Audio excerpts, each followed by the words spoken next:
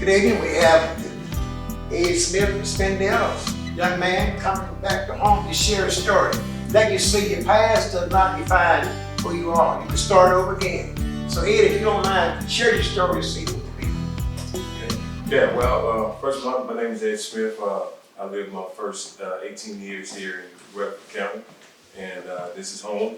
Most of my people still live here. I came from Charlotte, drove up today, and William asked me to do this, and it's always my pleasure to get back and share my story. Hopefully, it can be an inspiration, and I can impact someone that's maybe going through something. But just tell a little about myself. You know, I was born and raised here in Rutherford County. Played ball here. You know, if anybody knows anything about Rutherford County back in the 80s, you know, it was a really good time for us, putting out some great basketball players or athletes just in general. I was part of that those times, and it was really good times. I played high school basketball. I went to college, and went to college. I was a pretty good high school basketball player.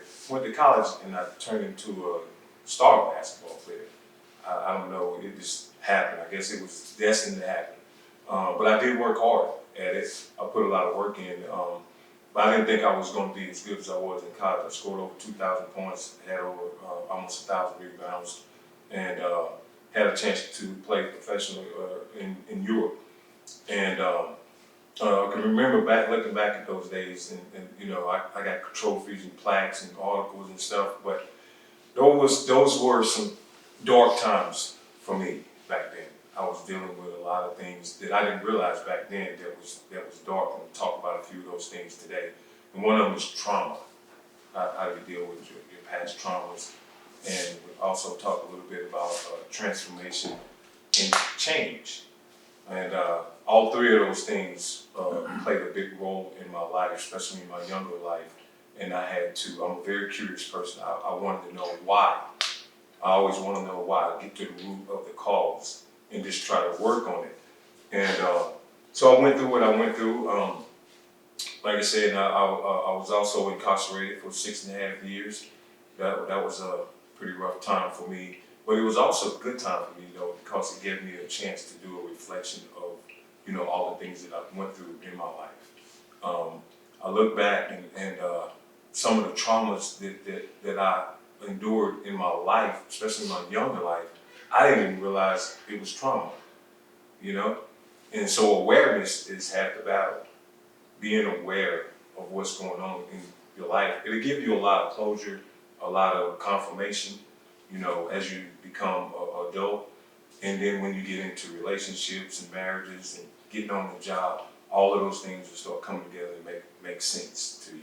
So one of my traumas was, you know, I used to be afraid to talk about this because I'm the type of person, I don't want to hurt nobody's feelings. But an absentee father, my father wasn't in my life growing up. I mean, he was in my life, but he didn't really support me, especially when I was a ball player. And if you played sports, you know, you want your daddy there. You know, my daddy wasn't, he wasn't there. And I didn't realize how bad that affected me until I became an adult. And I was real bitter. I was very bitter about that. And this old man pulled me to the side. He said, man, you letting somebody control your life that's not even in your life. And I was like, wow. And light bulb came on. Then I just started, you know, forgiving. For one thing, I had to forgive because traumas is not your fault, nobody. But your healing is your responsibility. You see? Yeah. So I had to heal.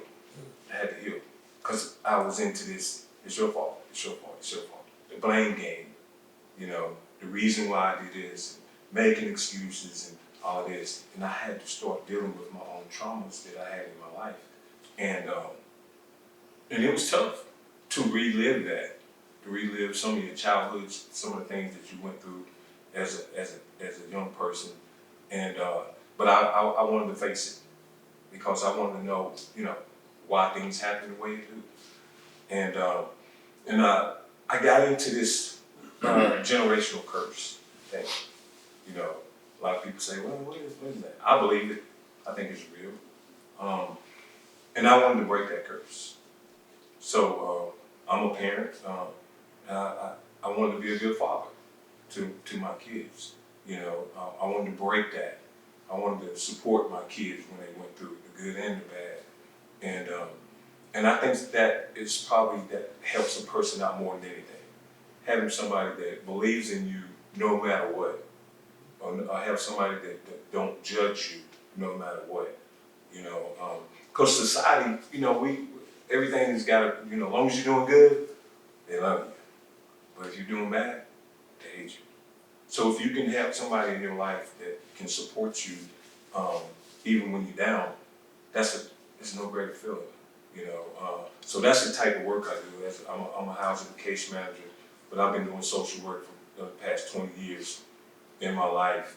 And my work history came up when I was released 26 years ago, long time. They wasn't doing background checks. So I said, I wanted the best opportunity for me, so I moved to Charlotte. And I was able to get a really, really, really good job. And back in those days, if you played ball and somebody knew you, they would want you on their team, And they was there 6 years, came up for a promotion, and they said, hey, you got something on your criminal record, you got a better criminal record. And they fired me on the spot. I was devastated. Because I had a good job, good insurance, take care of my family. It's like, wow. If I don't know, the state of North Carolina is at Wells State. They can fire you for no reason. So I had one of my teammates as a lawyer, and I told him about what happened.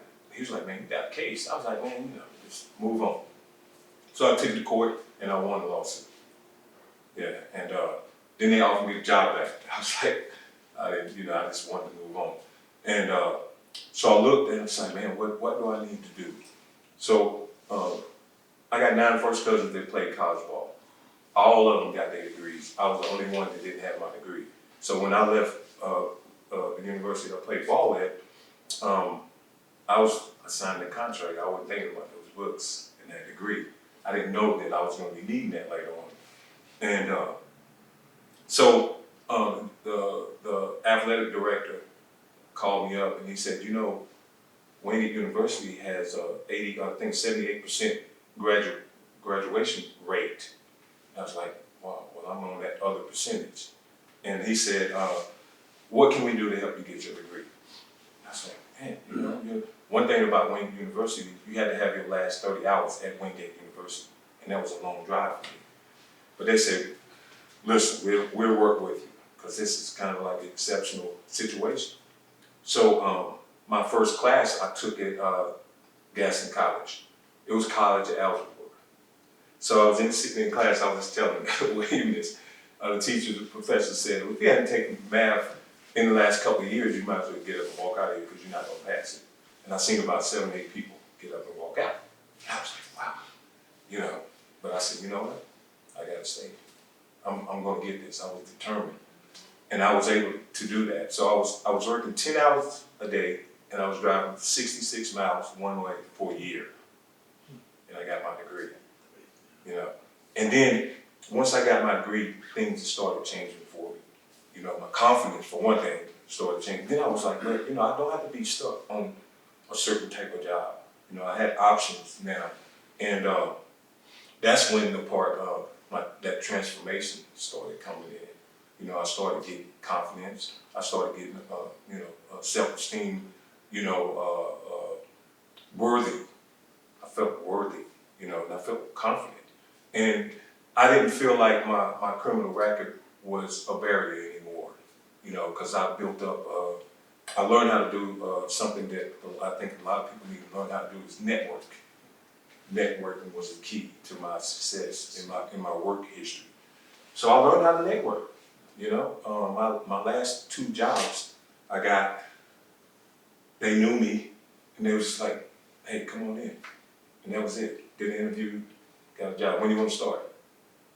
All because I built myself up to learn how to network and meet people, especially when you're in a city like Charlotte, many people, but Charlotte has gotten better with second chance employees, because I've been the one that's advocated for that. because most of my clients, I think maybe 70% of my clients have a criminal record, you know, and so I have to be that one to advocate for him. And when you're in Charlotte, you know, they have this housing problem, you know, so they have this thing where, okay, person make $15 an hour, but rent is $1,300. You're like, okay, how can I make that happen? You know, so we 5 years ago, some friends of my coworkers, we came up with some thing called shared housing. So shared housing, what I work for, I'm a link case manager. So we help people, the individuals that come from the shelters and that's homeless get housing, but they have to share. They got their own apartment. You know, you get your stuff together, you learn how to budget, you learn how to manage your money. The next thing you know, you get your own place. So those are the things, you know, a lot of people don't know what I do. So I like to tell people what I do for a living every day. So I love to give back. I love to help people, meet people where they're at. You know, because when I went through my dark time, nobody was there. Nobody was there. Because I was Ed Smith. I was a ball player. I was tall. And, you know, they thought I could just get through that. And that wasn't the case. I needed somebody. I needed somebody to, and that's what I do now with my clients when they talk to me. You know, oh man, you don't know what it's like. Oh, I know, I've been there. And then they, oh man, I can relate to this guy. I can tell him something without him prejudging me. You know, and so my work is purpose. This is my purpose. Why are you here? I learned that. A lot of people can't say, why are you here on this earth? I can't, you know. And I've been doing it for years. And the jobs that I've had, the salaries, like, wow, man can't make that happen. You know, that's God. You know, so the transformation came from God. Because it was things I used to do that I thought I would never stop doing that I don't do anymore. That's transformation. I always like that analogy with the caterpillar and the butterfly. Like, how can that happen? No matter how smart you are, biggest scientist, best scientist in the world, cannot make that happen. That's God. And it's the same way with individuals, you know. And so those are some of the things that I went through as a man. And people look at me and they think that it's still tough. Life is always going to be tough. You know, been married 2 times. My first marriage, 17 years, it didn't work. I had to close the door. Did I feel embarrassed? Yes. Did I feel bad? Yes. But I had to keep going. I'm never getting married again. And then my wife come and scoop me up, and I've been married for years again now, but it's healthy. So that's something that I had to learn how to do. How to be in healthy relationships all the way around, not just marriage, but just everything. Because sometimes if you're an athlete, the world, everything is on you. The light, the beam is on you, you know. And when you make a mistake, it's on you even more, you know. And I advocate for athletes. Sometimes I see an athlete making a dumb mistake, and people don't understand what they go through. The pressure from being an athlete is really, it's hard. It's hard. And, you know, and I was telling the guy, he was like, well, I just don't think it's no excuse. And it's really not an excuse, but it's a reason. Because pressure, it's a lot of pressure. You know, when you take a young man, especially a single parent household, raised by his mom, and he start making millions of dollars. Like, okay. No training. When I was growing up, I didn't know about credit score. I didn't know anything about credit score. My mom just save your money, boy. You know, that's all I heard. You know, so I had to learn the hard way. You know, when you get them credit cards and stuff in the mail, and, oh man, I can get this. You know, and you sign up for it, and the next thing you know, you drown it. You know, in debt or whatever.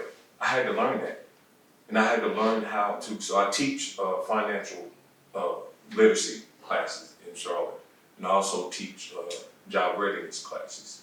So financial literacy, that can ruin you. It can ruin your marriage, it can ruin your friendships, It can ruin you as a person. So all of us as human beings, we need to learn how to be financially literate. You know, my credit score used to be 400, now it's 750. You know, I'm conscious of it every day. I'm working on my credit score every day. I'm paying my bills on time as long as I can go to work.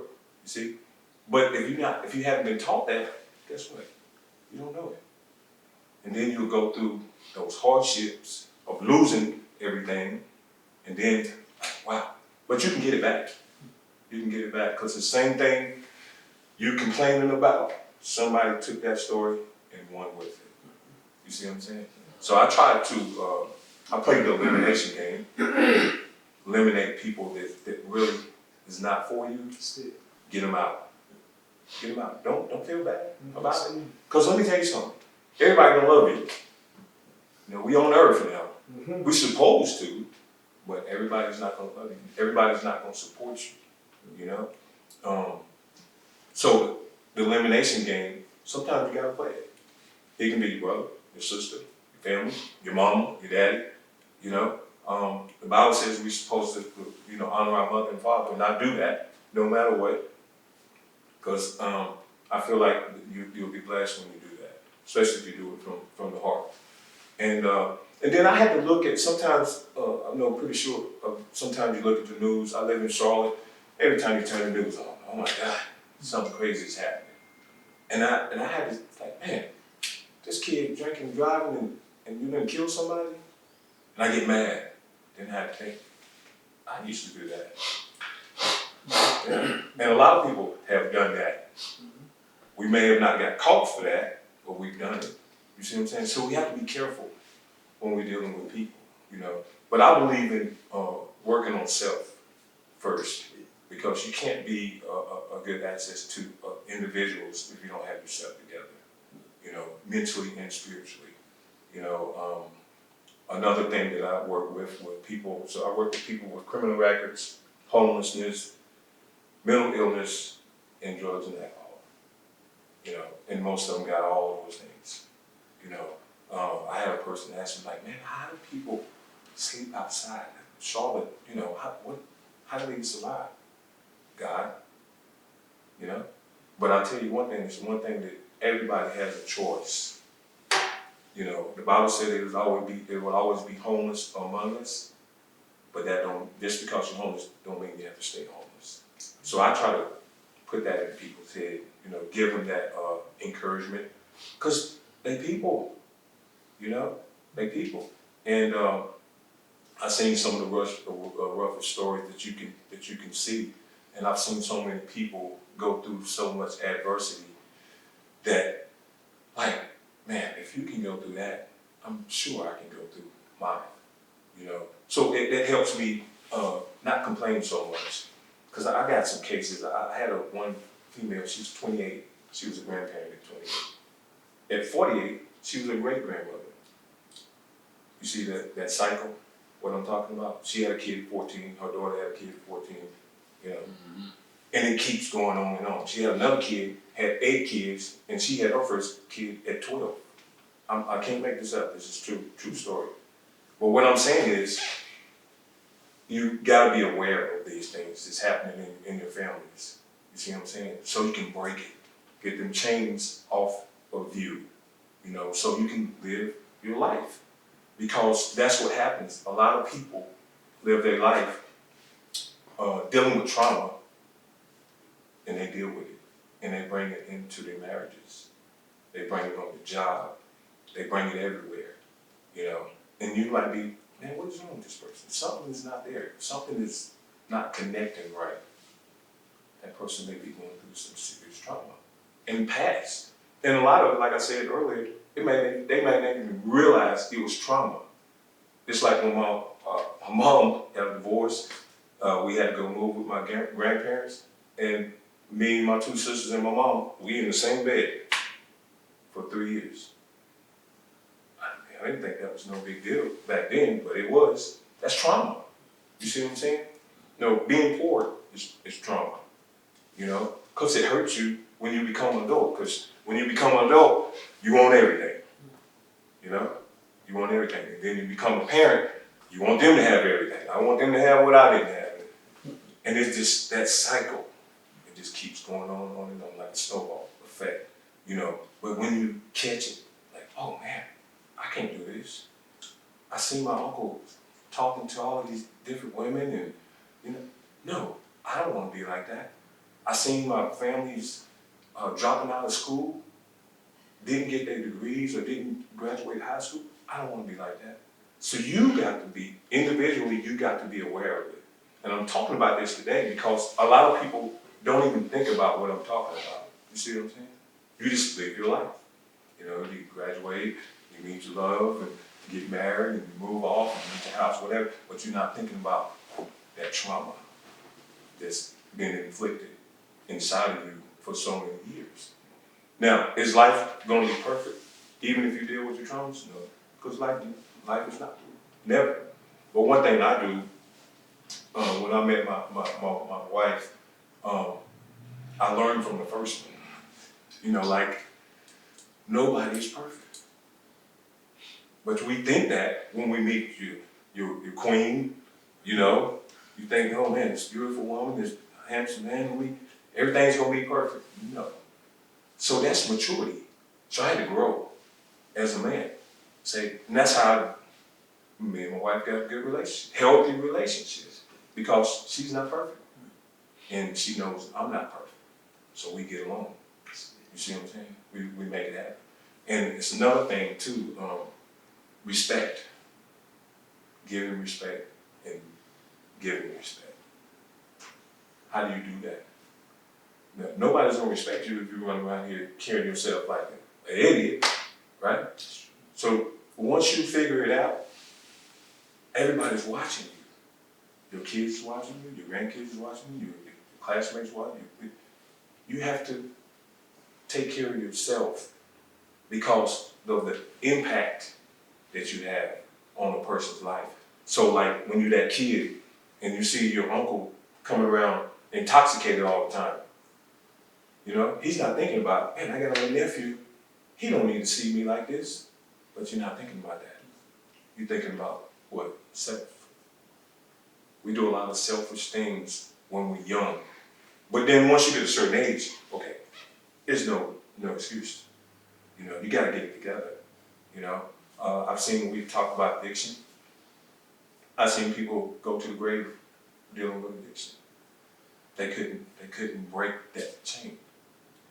Now, you have seen other people that's been on drugs and they break it. How did that happen?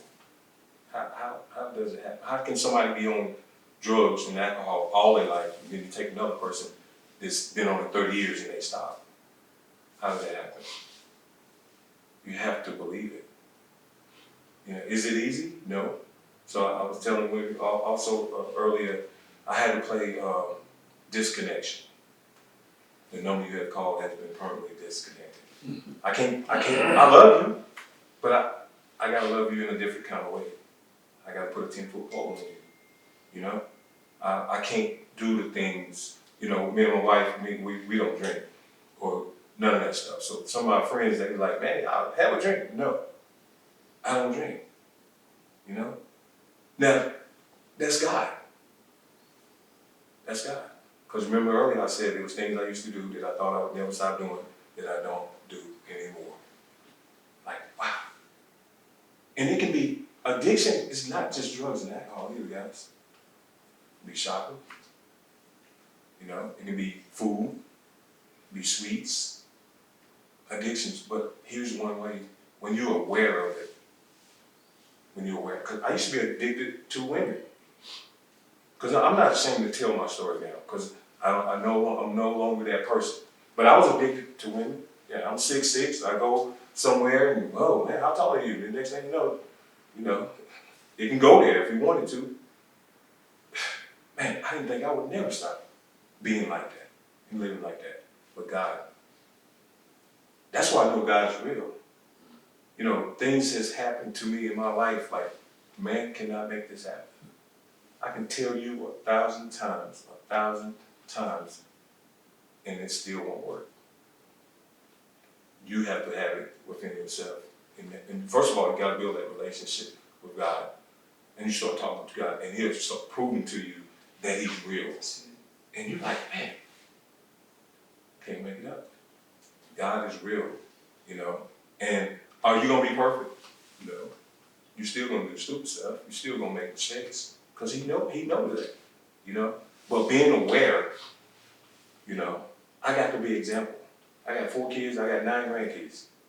I gotta be example. You think they don't watch me? Yeah. Every time I come through the door, every time they see me, they watch me. You know? And then breaking that cycle of I got some grandkids, well, daddies are not in their life. Oh my God. Whew. I know you went through it. And it never stops. I don't care how old you get, but you can overcome it. You can let it fuel you to be a better person or be a better parent. And that's what I did. Because you can't get it back. The past is the past. It's over. You know? So trauma, talking about this today, you know, for the future, try not to let your traumas dictate who you become or who you are. You know? If people start coming around you after you made your transformation and you're doing good in life, they'll try to bring up your past. Well, you know what that is? They're intimidated by your presence. You see what I'm saying? You're doing good. You know? So all you gotta do is pay attention. Pay attention. And that's what I do. I don't stay in that mode of, you know, analyzing everything, because you can't figure out everything. But I think God will allow the people that's supposed to be in your life be in your life. Boom. T.D. Jakes said it one time. He said, man, if you gotta beg somebody to be in your life, they don't need to be in your life. Whether it's your mother, your brother, your sister, your cousin, your coworker, it don't matter. If you gotta beg them to be in your life, they don't need to be in your life. You know? Yeah. And I believe in enjoying my life too. You know, because we work hard. We work hard. You know? And why is vacations invented? You know, who invented that? You know, a getaway, you know, music, you know? All of those things we need to bring into our everyday life to stay sane, or you'll go crazy, you know? And I always thought, like, it's always somebody in worse shape than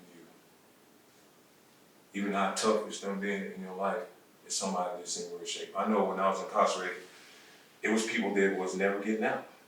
Imagine that. Never.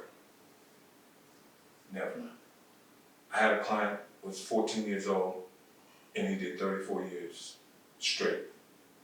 He was on solitary confinement for 20 straight years. He got out when he was 48, and now he's back in for the rest of his life. Like, whew. So when it get hard, you see what I'm saying? When it get hard, all you gotta do is, man, there's somebody's in worse shape than me. I have another client, had 2 strokes. He walked with a cane in his hands. I just put him in an apartment the other day, this week.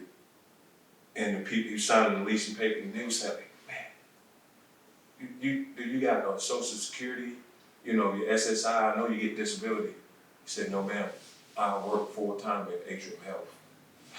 It was like, what? This guy worked every single day and had 2 strokes. He said, man, I can't live off that little money.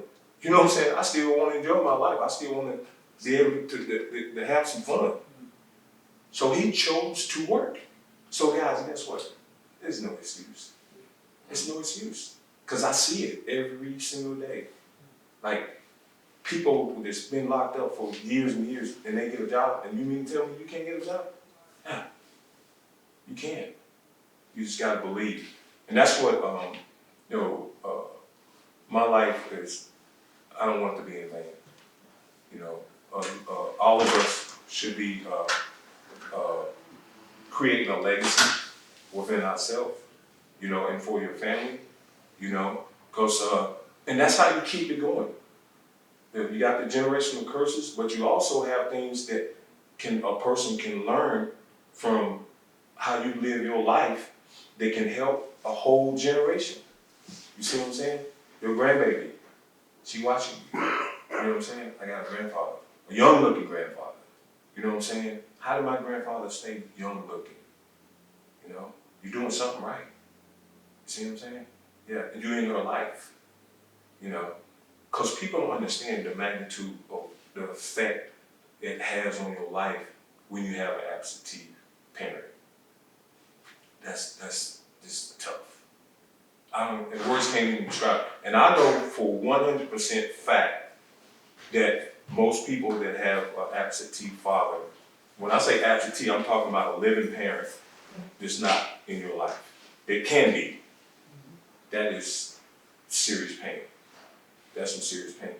And it takes a lot for an individual to overcome that. And people say, man, life still gotta go on. And it does. It does. But we gotta realize, man, we got feelings.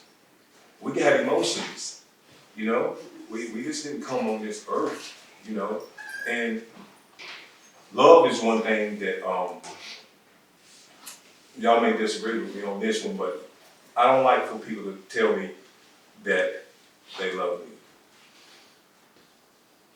I want you to show it. Don't tell me you love me. Show it. Action speaks louder than words. You know? But you know what, people, I love you. I love you, I love you, I love you. But they don't show it. Action, you see what I'm saying? Now, y'all see where I'm going with this story? How much pain you can inflict on another person? And some of it, you may not be aware of it. Just say if you grew up in a household where there wasn't a lot of love there, the generational curse is not going to allow you to love. You see what I'm saying? Yeah. So once you be aware of it, you be the one to break the cycle. Well, I'm going to be the first one to get my degree in my family. You know, that still goes on. In 2023, it's still people, is the first generation of graduating. Like, that's still going on now today. You would think that was back in the day, but no, it still goes on. How do you break that? Teenage pregnancy. 2 and 3, 4 generations. Aware. Where you say, you know what, this ain't right. This is not right. I gotta break this. Let me be the first one. Let me be the first one to break this cycle, vicious cycle. And then once you break it, it's done. Your kids, they're gonna know how to break it. You see what I'm saying? That's what you implement into a person, a life. You know, having the opportunity to talk about what I'm talking about today. A lot of people don't want to talk about that because they sweep it under the rug. I don't want to remember that. I don't want to remember that. Yeah, but we got to talk about it. That's how you overcome your traumas, you know. And so that's what I do. I listen. I listen to people because sometimes that's all people want you to do. Just listen to. Can you hear me out? Stop cutting me off when I'm talking. Hear me out, you know? And then, Gerald Henderson plays for the Charlotte Hornets, used to play for the Charlotte Hornets. Oh, it was the Charlotte Bobcats back then. He came to my job and spoke. He was like, you know, my dad played in the NBA. I played in the NBA. I've been rich pretty much all my life. But you know what? I need support. Like, what? People's like, what you mean? I'm a human. I still hurt. Money don't solve everything, right? Everybody know that? Because it was one time in my life where the more money I made, the more money I spent. So, until like we go back to earlier, I had to learn how to be financially literate, you know? So it only takes one person to say something to change a person's life. Y'all know that, right? Just one, you know? Like, I remember that guy. Somebody can say something to you, 1,000 people say, but there's one person that can say something to you that light bulb will come on. And you start changing, you know? Because when I talked about earlier, healthy relationships, I didn't know nothing about no healthy relationships. You're just doing what you do. You see? Nobody talked to me about that. So that's what we have to do as humans. We have to teach. We have to teach people how to be better, right? So everybody gets a excuse if you haven't been taught something in your life. Like, man, I didn't know that. No, I have some grown people, some of my clients right now say, man, I still don't know about no credit score. Like, what? You 35 years old? And I was a grown man before I knew about it. You know? So how do you break the cycle? How you think my kids know about it? They know about it. You see what I'm saying? They know about credit score. They know about managing. They know about budgeting. My youngest daughter, she was staying uptown Charlotte, paying, man, back then it was, she was 23, paying over $1,000 a month back then, 10 years ago. And I was like, what you trying to get the house? She's like, what? I'm 23. She been in the house for 10 years now. You see what I'm saying? Now, she didn't think she could do that, but that support, I'm a parent. I feel like you can do it. You know? Now, all your kids, you may not feel like can do it, but that one right there, I think you can do it. You know? And she's been able to hold her own house down, 4-bedroom, 2-car garage, 2 full baths, all of that by herself. You see what I'm saying? So that's what I'm talking about. When you gotta teach your kids. Now I have a couple of kids that fail and bump their heads a little bit. You know, what do? You stay with them. You stay with them. Because you gotta support them. Because if you turn your back on them, we go back to that absentee father again. You see what I'm saying? And then look at what traumas that you can create in that person's life. And look at what support can do in that person's life. You see what I'm saying? So, and prayer, oh my God, prayer is real. It's real. It works. It works. When nothing else will work, prayer works. You know? And then, like I said, God has made a believer out of me. I don't know about y'all, but I believe. I believe. Because He's proven it to me. He's proven to me that something man can't do. You know? And so now, I live my life with purpose.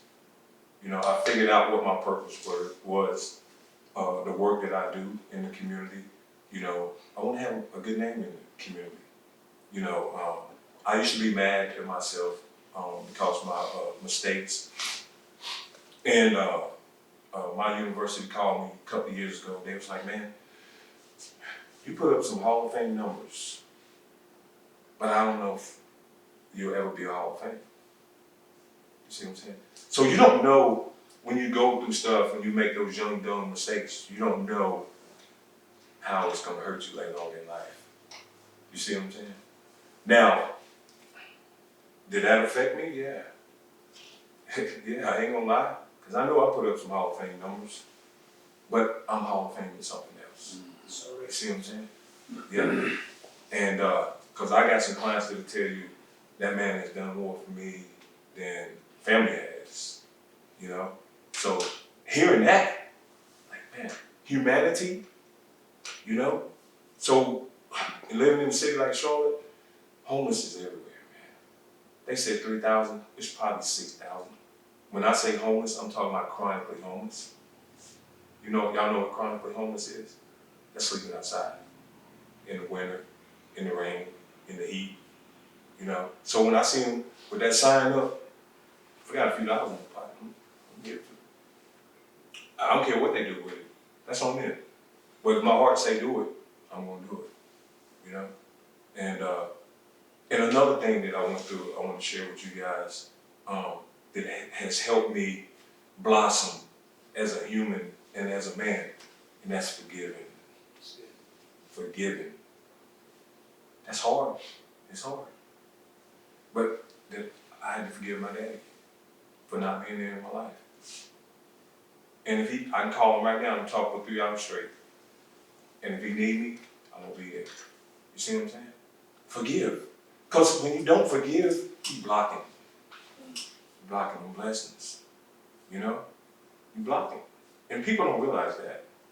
And you can look at a person like, you ain't doing something right. You know, social media will let you know how you live. Most people, you know, we in that age now, social media, you know, but try to live right. And integrity, do stuff and don't want no recognition for it. You see what I'm saying? Doing something from the heart, your blessings will be doubled, you know? But if you do stuff for recognition, you might as well don't do it. I had a friend, his family house burned down, and he has a lot of money, and, oh man, I gave him $1,000, and I did this and that. Don't boast about it. Keep it to yourself. Because when you do it from the heart, the only body should be you and God, that's it, you know? Helping the individual out instead of judging them, because sometimes family members and people will do some incredibly dumb stuff, and they will take you there, you know? Like, okay, but I'm the type now, like, you know what? Let me talk to this person. Something is wrong. It's a disconnection there somewhere. I'm not gonna judge you. I wanna see what's going on, so I can help you get through your hardships and your barriers. But when I went through my hardships and my barriers, like I said earlier, wasn't nobody there. Because I had, you know, that tough man mentality. I grew up, you know, I was born in the 60s. You know, you had to be tough. Ball player, you had to be tough. Shh. I cried and dropped a dime right now. I'm very emotional, especially when it comes down to giving back and helping people overcome, you know? And I learned, because I used to think money was the key. Get rich. It's gonna bring you some happiness. It's gonna bring you some joy. No. You gotta have it within yourself. When you have it within yourself, then that's when you see the real, you know, it start raining down on you. It start raining down on you, you know. And when you become humble, what does that mean? Humble, you know? Because sometimes we can get the big head. I think all of us are probably guilty of that sometime or another in our life, you know? You've done something, worked hard, and you got rewarded for it, and you get the big head. That's what happened to me. And I didn't even realize it. I was in college, one game I had 33 points and 17 rebounds. My coach, after the game, pulled me to the side, and he just started going in on me. I was like, look, man, we won the game. I had a big time game. What is that? What are you doing? Me and him like this right now. I didn't understand what he was doing until I got older. I was getting a big head. I thought I was the man. He was trying to humble me down. Stay humble. Because sometimes when you're not humble, that rug will get snatched off from under you. You know? Yeah. And that's what happened to me. Got a big head. Oh, man, you supposed to be this humble kid from Rutherford County, man. What you doing getting a big head? But when we get out of the nest, you was taught right. You was taught right. You know, we went to church. You know, your mama stayed on you. Your parents stayed on you. But when you get out the nest, it's a whole different world. Especially when you go to a big city. Like, man, you sink or swim. You know? And it's a lot of pressure. You know, you're at the red light, and you're in a nice car. But the person right beside you in a nicer car. The person over here is in a nicer car. And next thing you know, you'll get into, what is that, hang with the Joneses? Yeah, that part. You see? And then next thing you know, you'll be doing something, or you start becoming somebody you're really not. You know? And then what you do? You lose your identity. Oh my God, I lost my identity. David Brown, how can I get my identity back? I gotta get my identity. Who? My roots. Me. This is not me. But sometimes we will step outside of the scope, step outside of the circle, and we'll get caught up. But God has a way of, Your will's back in there now, you know? Your will's back in there, but you just gotta pay attention. And what is going on? What is happening? You know? The neighborhoods in Charlotte, the houses are very close. So you don't have no land like you and David. You know, it's not, I can cut my grass in 30 minutes or less, front and back. So but that's the life you chose. That's the life you chose. You know, I like the city. I like convenience. I'm outgoing. I like going to jazz, live concerts. Me and my wife, we all over the place. Because guess what? You don't get but one. And if you got it, live it up. Take care of your body. You know, 6 years ago, I stopped drinking anything but water. That's the only thing I drink right now. This. I don't drink soda, I don't drink tea, I don't drink coffee, I don't drink juice, nothing. Straight this. Because we gotta take care of our bodies. God is only gonna give you one. Right? You only get one. That's it. 23 years ago, I stopped eating red meat. I heard that it takes a lot to digest food. I just stopped doing it. So we are strong. We're stronger than we think we are. You know what I'm saying? Because my wife was like, man, you drink a lot of sodas. I was like, yeah, you're right. Mountain Dews? What? 5 or 6 of them a day. But it took a person to pay attention to me, that cares about me. Like, man, you gotta stop this. Now I'm strong enough to be aware, because here's what we do.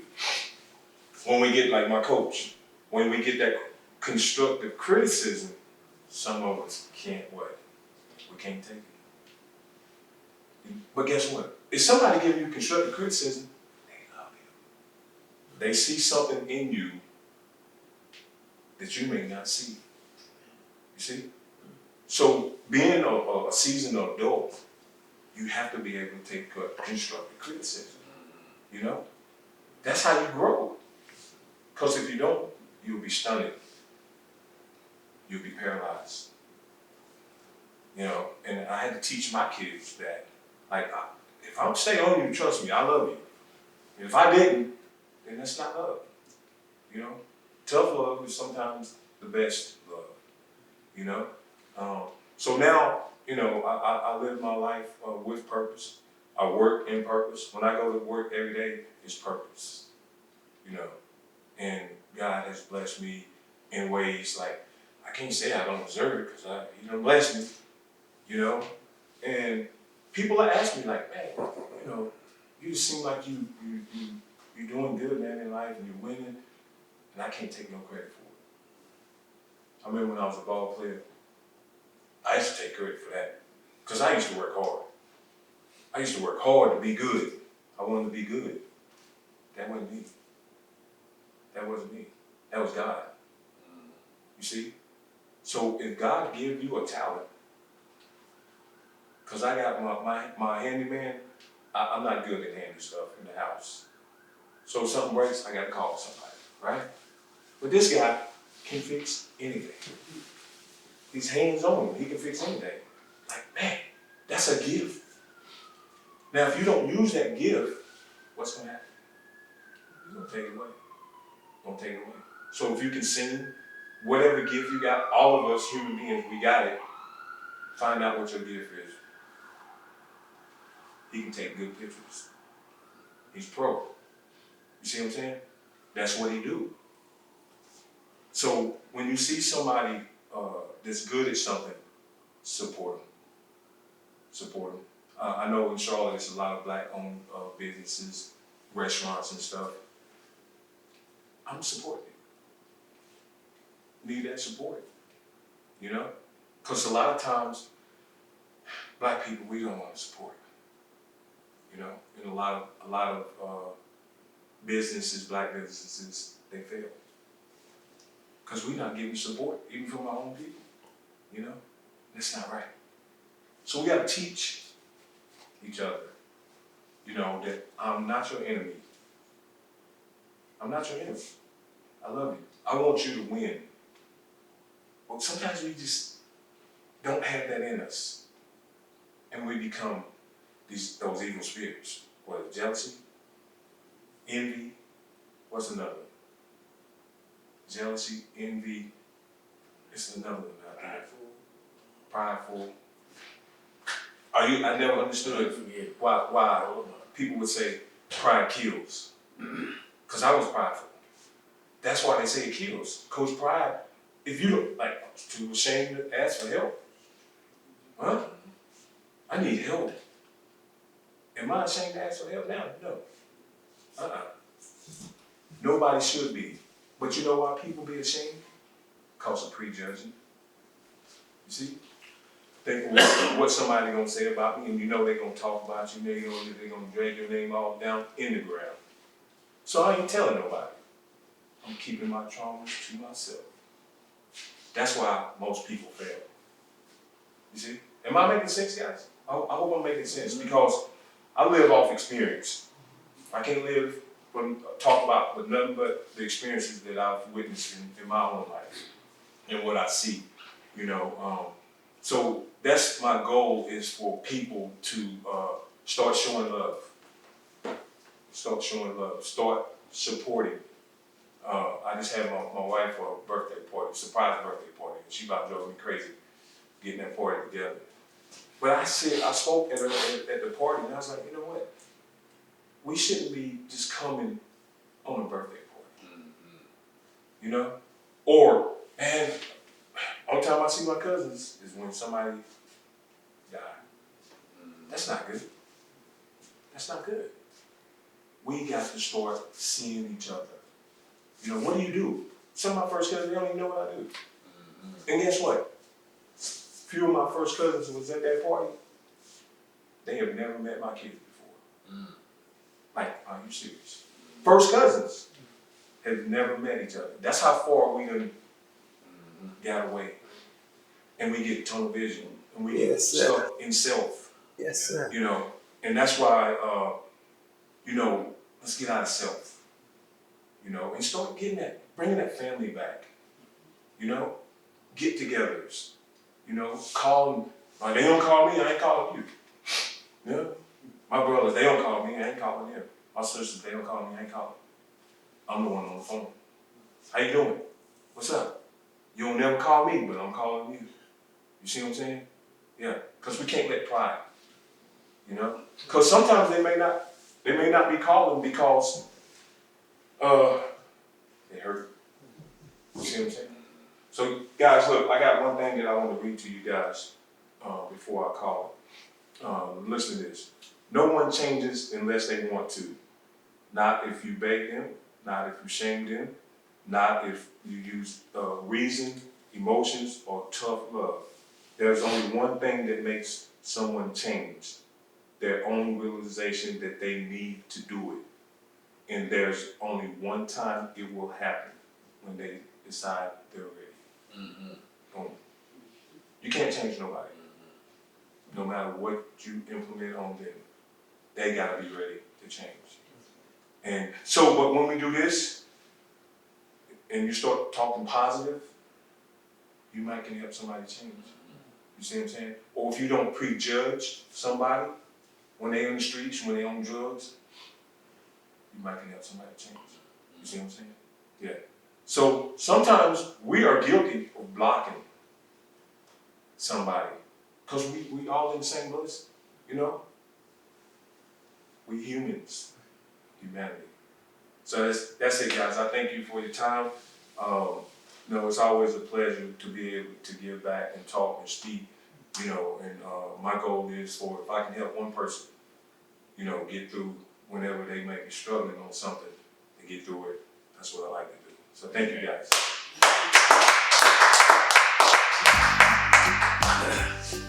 Ed, I appreciate that. No problem. That was a lesson, but I can listen on and on, man. Yeah. But hopefully, next week, we'll get you on the Zoom to share your story on the spiritual locker room. Okay. Would you be willing to do that? Yeah. There's people going to be hearing your story on YouTube and Facebook. And letting these people see, Rob, that the past does not define who you are. You can start over again. Yeah. There's so many things you brought out tonight, man. So touching tonight. unresolved issues, unresolved conflicts that people hold on to. Unforgiveness, you know. Yes, thank God for sharing that. Oh, no problem. Thanks for the opportunity. My pleasure. What about your brother? Oh yeah, I wrote a book, I believe 6 years ago. I was just in my feelings, you know, and I was like, you know, somebody's like, man, you should write a book. You know what? Right. But since I wrote my book, it's called Tattooed by Me, very inspirational, motivational book that I wrote that I just put together from the heart. But I've had 3 people write a book since then. See what I'm saying? Yeah. They was going through something. I was like, man, get it off your chest. Writing is a good way to get a lot of things off your chest. And my little cousin, her book just came out called Broken and Stitched. Yeah, Brittany Logan. So it's on Amazon now. So, you know, I always encourage people and inspire people to do something positive. Yeah. Amen. Thank you. Oh yeah, no problem, man. God bless you. All right. Okay, thank you all for coming. Like Rob, close out prayer. Like, but David, John, thank you for coming tonight. Wayne, thank you for recording for us tonight. But Rob, he spent 16 years in prison, and he's a good example also. Your past does not do what, Rob? Amen. Praise God. Amen. We'll take you into the prison. They've shared probably a weekend. Friday, Saturday, Sunday morning. That'd be good. Spiritual awakening. That'd be good. Let me know when. Okay. God, Father, we just want to thank you once again for who you are. We thank you for the opportunity for our brother coming down to share his story and his love for people, Lord. We ask you to continue to order his steps. Lord, just let his heart, let the love of God be shed abroad in his heart. We just thank you for him and his life. I pray a special blessing over him and his family, Lord, his children. Just be with them as you will be. We just thank you and praise you for what Chaplain Logan has here. We ask you to continue to bless this place, Lord, and let people come in and share their story to just encourage and impact lives. Yes, thank you and praise you. In Jesus' name, amen. Amen. Here's my sunshine on a rainy